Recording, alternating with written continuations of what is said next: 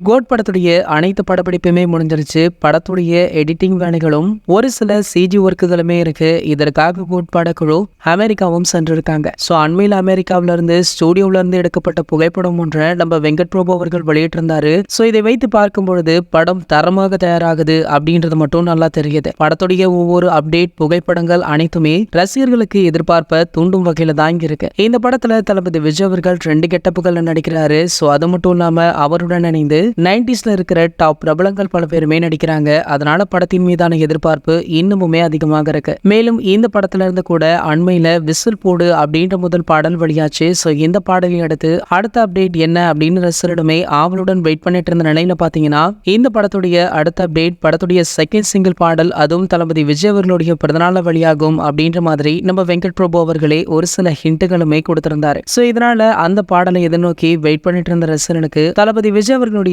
கட்சி பற்றிய ஒரு தகவல் வெளியாகி இருக்கு. அதாவது கோட் படத்துல நம்ம த்ரிஷா அவங்க ஒரு பாடலுக்கு நடனம் ஆடி இருக்காங்களாம். சோ அது மட்டும் இல்லாம ஒரு சில காட்சிகள் வருவாங்க அப்படின்ற பேச்சுமே போயிட்டு இருந்தது. இதனால பாத்தீங்கன்னா கோட் படத்துடைய படப்பிடிப்பு தளத்துல தளபதி விஜய் அவர்களும் த்ரிஷா அவர்களுமே அரசியல் பற்றி ஒரு சில விஷயங்களை பேசியிருக்காங்களாம். ஸோ இதை வைத்து பார்க்கையில தமிழக வெற்றி கழகத்துல த்ரிஷா இணைவாங்களா அப்படின்ற பேச்சுமே போயிட்டு இருக்கு. கொஞ்ச நாளைக்கு முன்னாடி த்ரிஷா ஒரு இன்டர்வியூல கூட எனக்கு அரசியல் ஆர்வம் இருக்கு அப்படின்னு சொன்னாங்க என்பதும் குறிப்பிடத்தக்கது. இது போன்ற தளபதியை பற்றி வெளியாகும் அனைத்து செய்திகளுமே நீங்கள் உடனே தெரிஞ்சுக்க நம்மளுடைய தளபதி டாக்கீஸ் அப்படின்ற நம்ம சேனலை சப்ஸ்கிரைப் பண்ணிக்கோங்க. பக்கத்தில் உள்ள பெல் ஐக்கானை கிளிக் பண்ணிட்டீங்கன்னா நீங்க நம்ம வீடியோவை மிஸ் பண்ணாம பார்க்கலாம்.